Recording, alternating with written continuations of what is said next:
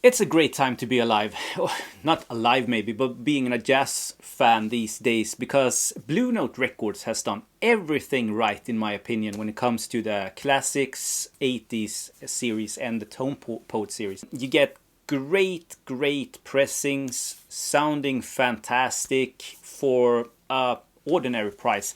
They have set the bar for all other companies to come, and they are the proof that it doesn't have to be super exclusive to put out really good looking and especially good sounding records. So today I'm going to show you my entire sort of the stuff that I have chosen to get from these series. I thought of just like showing you the stuff that I have and my opinions about them. So here we go. Cue music.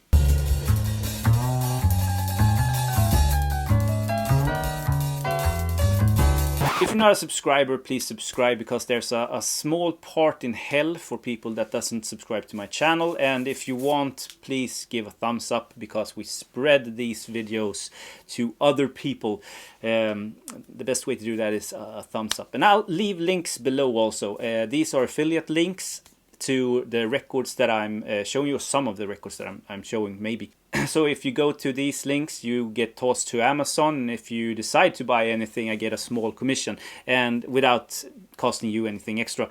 So mastered by Kevin Gray and pressed, both the European and the US versions are pressed at fantastic pressing plants. You get dead quiet vinyl, dead flat, perfectly flat vinyl, and the best sounding records in your record collection, I bet, or among the best sounding. And it doesn't matter which one you pick, it will be one of the best sounding ones.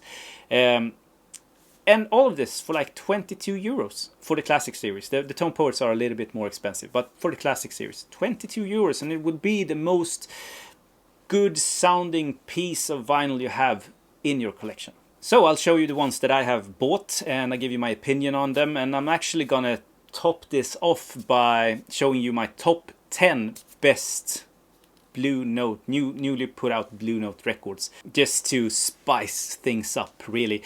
But these are the ones that I have chosen to get. So why not start at the sort of the latest, when this is recorded at least. This is Don Cherry Swear's Brooklyn. I think this was recorded in 1966 but released in 1969. Freer jazz record, so to speak, and a fantastic one. This is Don Cherry at his height, really, and highly recommended. The next one is Jackie McLean's Destination Out from 1964. Yeah, 64. This is also one of the newest ones that they put out. This is a great sort of hard bop record and a killer sort of lineup, the perfect sort of compilation of musicians. In this case, Gresham Mansour III, I think that's how you pronounce it, on trombone. Great trombonist. Bobby Hutcherson, Larry Ridley, and Roy Haynes on drums, with Jackie McLean blowing his heart out on this one.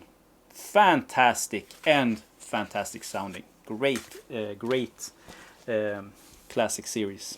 Okay, the next one is Herbie Nichols, 1955, released as 10-inch, I think. So volume 1 and 2 you get on side 1 and 2. A single LP, but still in a gatefold, which is kind of cool.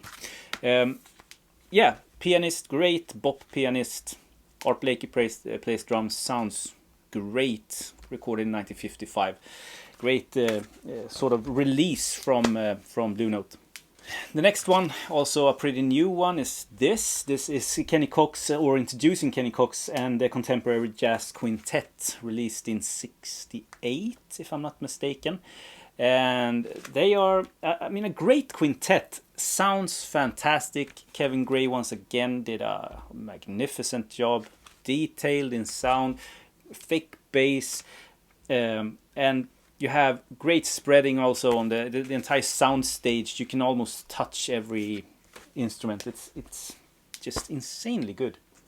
A classic from '56. This is actually remastered as a mono. I think it was released as a mono from start, but there are stereo versions of this also. 6 Pieces of Silver by Horace Silver Quintet. Also a great lineup. You have Hank Mobley, Horace Silver, Donald Byrd, Doug Watkins, and Louis Haynes. Again, great sounding. I don't think that a lot of people has hailed this as the best sounding or one of the absolute best sounding Blue Note classics records that was put out. I don't agree, but it's still a really nice sounding record. Don't get me wrong. And I mean, I show you these classic records, and we haven't even gone to the top 10 yet. The next one, 1961, this is Dexter Gordon. This is the record that sort of set me off in this series. It was the first one that I bought. Doing All Right with Freddie Hubbard, Horace Parlan, George Tucker, and Al Harewood. Yeah, a great session by Dexter Gordon. Not my favorite sax player in the world. I think he has a great sort of or well-known tone. You can always hear when Dexter is playing, but I don't know. It's something with his playing that I don't find that appealing. It's still great music, fantastic artist. I mean, don't get me wrong. We are talking about the best ever jazz musicians that lived. So when I say that Dexter Gordon is not my favorite saxophone player, he is better than most of the people ever blowing in a horn. And continue with Dexter is this from 64. This is A Swingin' Affair with Sonny Clark, Butch Warren, and Billy Higgins. This is a great one. This is the second one I bought actually. So my first two sort of dips into the new Blue Note series was Dexter Gordon. This next one was so cool that they released. One of my favorite Blue Note artists of all time. This is Andrew Hill's Smokestack from 66. Look at that cover. I mean, shit. Richard Davis, Eddie Kahn, and Roy Haynes on drums. Yeah. He is so innovative. Such an interesting player, Andrew Hill. I mean, I find stuff in his records all the time. Every time I play it. Point of Departure is one of my favorite jazz records of all time. But this is really good. Fantastic sounding also. Okay, next one, 62. This is Herbie Hancock taking off with Freddie Hubbard, Dexter Gordon, Butch Warren, and Billy Higgins. This was almost top 10. Like, almost. This is such a shocker. Or maybe not. It's a classic record. But, I mean, when I play this, shit, I was just like, the only thing I hated when I played it was that I didn't know about it before and hadn't put down any money to grab a copy. But such a nice sounding record, it's just insane. Okay, next one, fantastic record by Donald Byrd, Ethiopian Nights. Maybe not the most well-known Blue Note record or Donald Byrd record out there, but this was released 1972. Great, and there are a lot of musicians playing on this, which I guess could be a problem for any master engineer, but not for Kevin Gray. This sounds fantastic. Big stage, detailed instruments. It's just stuff to die for. 1963. This was almost getting itself into the top 10 because I love this. This is a great Art Blakey record. With Jazz Messengers, Freddie Hubbard, Wayne Shorter, Curtis Fuller, Cedar Walton, and Jimmy Merritt. That's a pretty good lineup. Like a pretty good lineup. Buhaina's Delight. Buhaina's Delight. I don't know how to pronounce that. Fantastic record. And listen to this lineup: Tina Brooks, McCoy Tyner, Sam Jones, and Clifford Jarvis. Can anyone guess the? So someone out there knows which record I'm going to show you now. 1960, I think this is. Open Sesame with Freddie Hubbard. Freddie Hubbard is probably the artist that I have sort of discovered through the new classic series. I have bought, I think, all of his records on the classic series. There may be one or two on the Tone Poet series that I haven't bought. Next one, In and Out, 1966. classic Blue Note cover artwork there. Joe Henderson, Kenny Dorham, Richard Davis, and Elvin Jones, etc. And Elvin is playing his heart out on this one. This is fantastic. Really, really great stuff. And 1965. So Elvin, 1965. Isn't that the same year as he played on Love Supreme with Coltrane? 1965, Peter LaRocca, Bashra. And this was also almost reaching top 10. Like Joe Henderson, Steve Coon, and Steve Swallow. This swings. I mean, shit. And it sounds great. Fantastic record and fantastic lineup. So 1961, Ready for Freddie, another Freddie Hubbard record that is a masterpiece. Like a masterpiece. And it's not even the top 10. But with Wayne Shorter, Bernard McKinney, Mccoy Tyner, Art Davis, and Elvin Jones. Great lineup, great record. Great sounding. Great. And the last one before diving into the top 10 is actually this. And this is also, I mean, it should be on the top 10, shouldn't it? 1965, Herbie Hancock's Maiden Voyage. Classic Blue Note record. Freddie Hubbard, George Coleman, Ron Carter, and Tony Williams. Okay, so moving on to top 10. And these are in no particular order, really. They are... I couldn't do like a 1, 2, 3, and number 1 is because it wouldn't be fair. It's hard enough to just choose 10 records to be the best records, and it's not only, in my opinion, the best music-wise. It's also, or sound quality wise, these are the records that I have had the most fun with, or learned the most of, I don't know, of the ones that I have bought. And we're going to start in 1963, and maybe this is somewhat of cheating, but this is one of the Tone Poets, one of the few that I actually got. This is Curtis Amy and Dupree Bolton's Katanga on Pacific Jazz, but it's part of the Tone Poet, and it's a fantastic record. And if you have followed any forums or other sort of jazz heads out there, when talking about this is almost like this was rediscovered through the Tone Poets. A lot of other sort of classics and Tone Poets that they put out, we knew about, and we knew that it was masterpieces. This was almost like no one knew about this record, and just blew people away, me included. Definitely on top 10. When they announced this, 1964, I was so happy because I didn't have this in my collection, and I wanted to have a nice sounding piece of this masterpiece. Out to Lunch by Eric Dolphy. And if I did a top 3, this may be on that list. It sounds so good, and the music is just to die for. Freddie Hubbard, Bobby Hutchinson, Richard Davis, and Tony Williams. Out to Lunch, Eric Dolphy, 64. Shit. 1957, the only other Tone Poet record that I have, that I had to get. This is a test your equipment sort of record all day long. Bass on Top by Paul Chambers Quartet. This is, if you are checking out acoustic bass, try this. It sounds insanely good. I was so happy that they did a reissue of this. The lineup is Kenny Burrell, Hank Jones, Paul Chambers, and Art Taylor. Pretty good.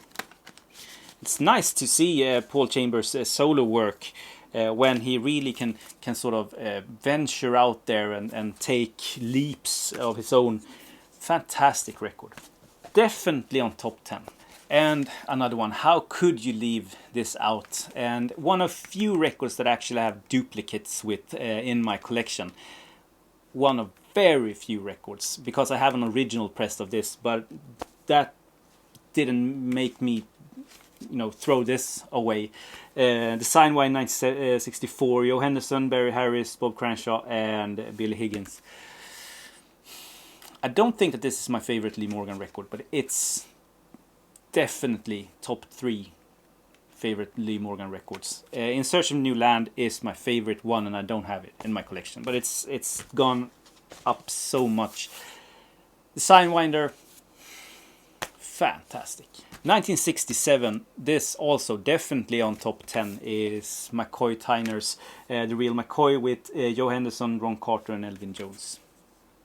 Also a monster of a record. Sounds fantastic. And he's playing his heart out. I mean, school in session. Is that the American term? Okay, the next one, definitely on top 10, but 1958, I was on the fence of getting this because I had heard it streamed and I didn't think it was that good really, and when it came out and you could order it, I did, came home, put it on, and it was like a completely different record. This is Cool Strutting with Sonny Clark. This has Art Farm, Jackie McLean, Paul Chambers and Phil Joe Jones on it. It was like listening to a completely different record, and I mean, this opened like my ears and eyes, and I understood what the fuss was all about.